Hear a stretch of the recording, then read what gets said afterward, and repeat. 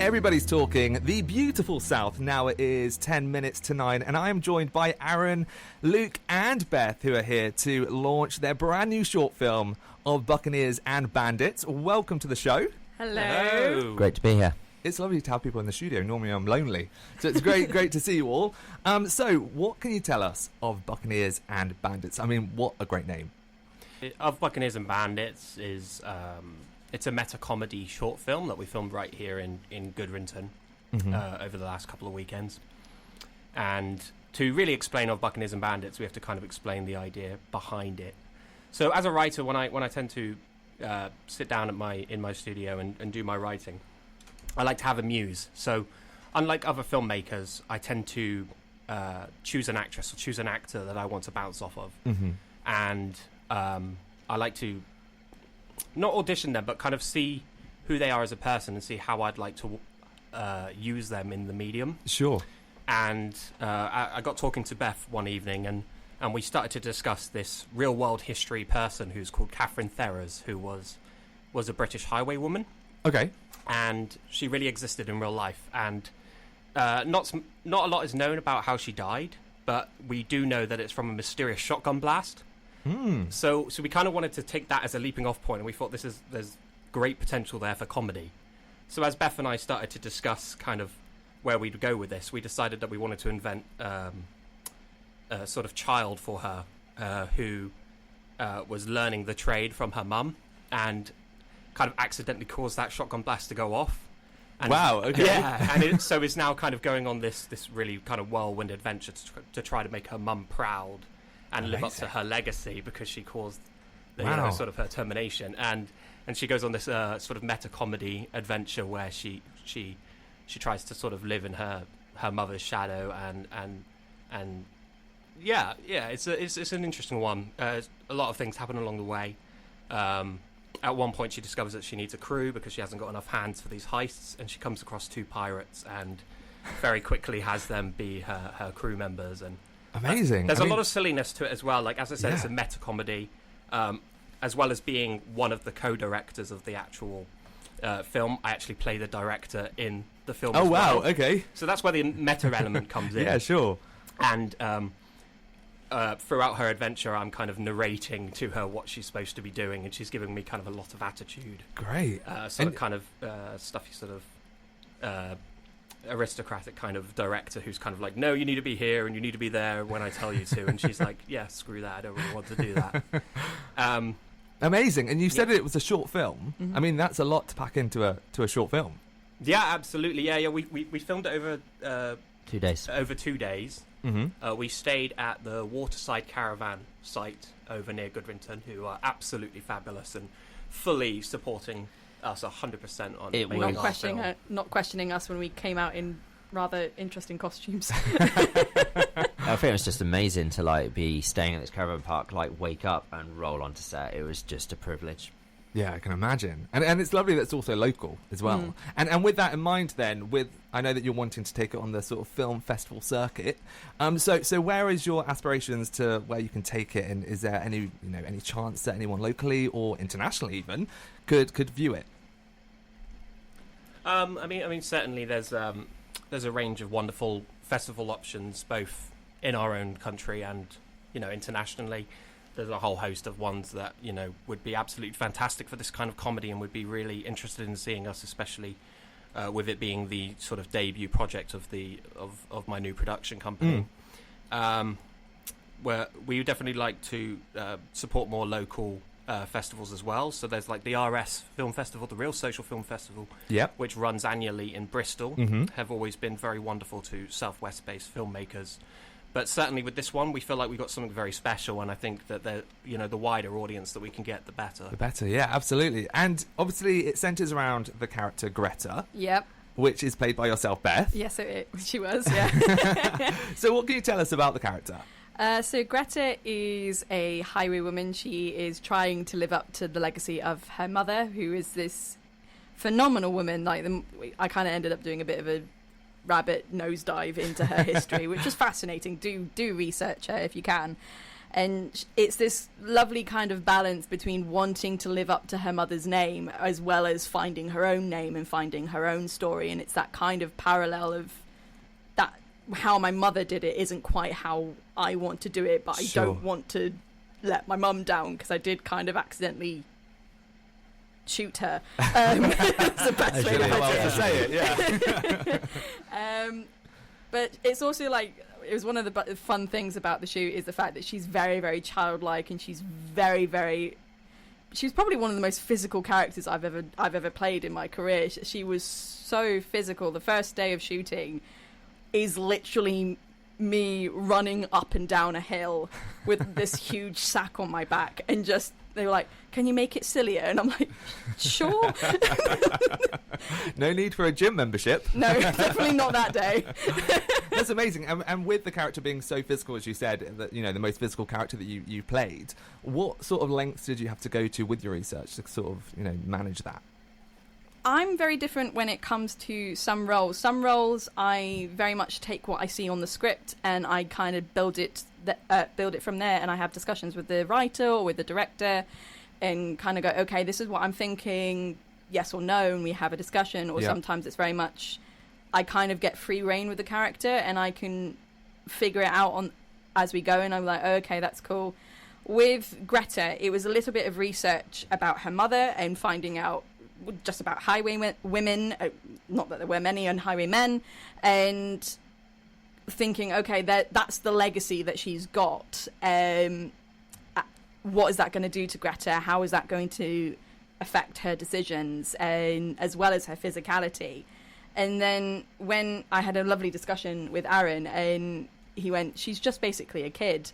And I was like, oh, nice. Okay. And that opened up a whole plethora of ideas of what I could do with Greta. And these guys are fantastic in the fact that they just let me kind of have at it with Greta and being like, yeah, that works. No, that doesn't work. And going from there, basically. Amazing. And it is that creative conversation, isn't it, between the actor and the director? It's that very sort of sacred sort of bond with, you know, creating something which is your vision, but also something that aligns with you as an actress as well. So amazing. Well, stick by my side because we're going to have a little bit more of a chat in just a minute, just after this. 5 minutes past 9. Life is a roller coaster from Ronan Keaton, playing here on a Riviera FM on a 107.9. And I am still joined by Aaron, Luke, and Beth. How are you all doing? Yeah, doing really well. Yeah, really good. Thank you. Vibing. I mean, that was a song that you chose. Oh, I absolutely love that tune. Yeah, it's great. So talking about of Buccaneers and Bandits, Luke. Yes.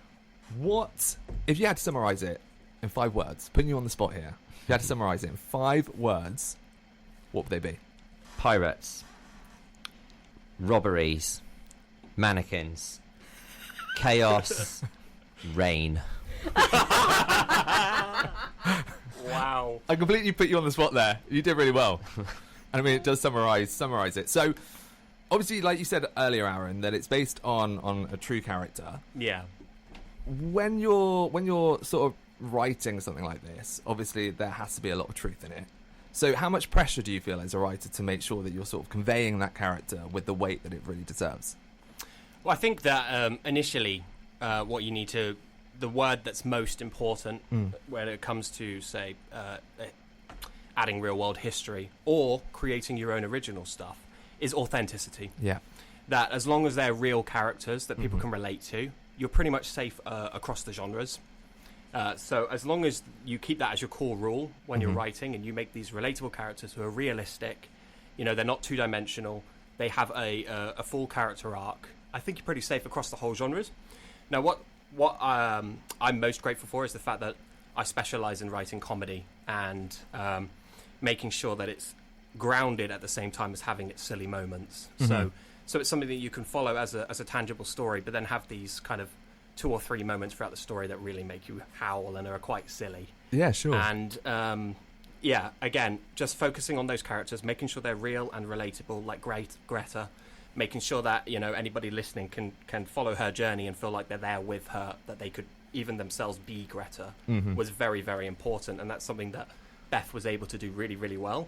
She was able to really get into the head of that character, but also make her again, as I said, really relatable and someone that you can root for. I think the story is quite bonkers, really. Like, when Az showed me the script, like, it took me a while to, like, get it. I sat down and I made sure that I completely understood it. But what I do think Az did very well as a director, and Beth, is that because the characters, you just root for them the whole way and you just want to follow their story. So no matter how many, and we go back to the song, roller coaster turns, that the show throws at you, like, the characters just keep you hooked. And I think that's where the authenticity comes from. Yeah, sure. And I mean, in and around the Bay, there is so many talented people, and something like a film like you guys have created, it is a team of people, directors, producers, actresses, actors, etc. So if anyone listening who wants to be a director or an actor or any sort of field, what would your advice be if they're just starting out? Oh God, that's a meaty question, isn't it? We're after 9. I would say just do it. I mean, I remember during lockdown, I can't remember who the director is. He's a really handsome man. Someone made a web series called White, and for those listeners, that was Dan, the host, who made this web series. And what that was really good is that during lockdown, we were all shut down, and like Dan went, I want to do something, so he did something, and there's a magic to that. And I think that's something that we've kind of been doing, especially with these shorts that Everything Else Productions goes through, is we're like, let's just do something, let's just make a short, let's make it happen. And I think that is probably the best advice, is however you do it, however you interpret that, just make something, be creative. I'm going to tag on top of that, of the fact that regardless of what field you're in, whether you're in multiple fields, like these guys are writers, producers, directors. They've also both acted in other productions as well. I started off in musical theatre. I still kind of do musical theatre as well as doing more screen acting now. Is for me, on my side of the advice, is learn about the business side of it, because that is something that you're definitely going to be doing a lot, is meeting people, going to events, going to workshops, emailing people that you've never met, going, hi, I am an actor, I can do XYZ, this is why you should hire me, and understand the business side of it, because most of the time you're going to be hustling, and then the joy you get is going onto set or going onto the stage and being able to perform. That's the dream. This is the job. Yeah. It's you not, are your not own the, business. Yeah, it's not. I wouldn't say this is the reality. This is the job, and that is the dream. And it's a bit corny, but that's the truth. But it works. Amazing, perfect. And with anyone listening now, how can they support you guys? Follow the socials. Follow us on the socials. Yeah, we're on Instagram and Facebook. It's Everything Else Film Production. And it's a brand new social, so definitely come over and support us. But we're doing daily posts, so there's always something to show. And as this is our official announcement of Buccaneers and Bandits, from tomorrow there'll be lots of wonderful shots, which were taken by Roger Holmes. Roger Holmes. Amazing, perfect. And if anyone wants to get in touch, is that the best way that they can get in touch with you guys? Yeah, we should be able to reply to messages pretty soon. We are definitely looking to collaborate and be part of the community. So amazing, perfect. And then this is obviously such a great project that you guys have been working on. Looking towards the future, then, what's in the pipeline? I think Everything Else Productions has like a roadmap in place. So at the moment, we've, if anyone has already followed the socials, you'll know that we've got a micro shot, and it's like 90 seconds long. This quick fire crime thriller called Quick But Painful. Then we're announcing Buccaneers today. After that, we have a few scripts that are ready to go. We're just basically pacing ourselves, and then the plan is that we're going to start focusing on them at the end of this year with a release for next year, and then see what happens after that. Amazing, perfect. Well, thank you so much for coming in and joining this evening. It's been amazing to talk to you. So, of Buccaneers and Bandits, live launch today, social media tomorrow. Yeah. That's it, yeah. That's right. Amazing. Exciting. Perfect. And this next song, because I know that Luke is a massive Britney Spears fan, this one's for you.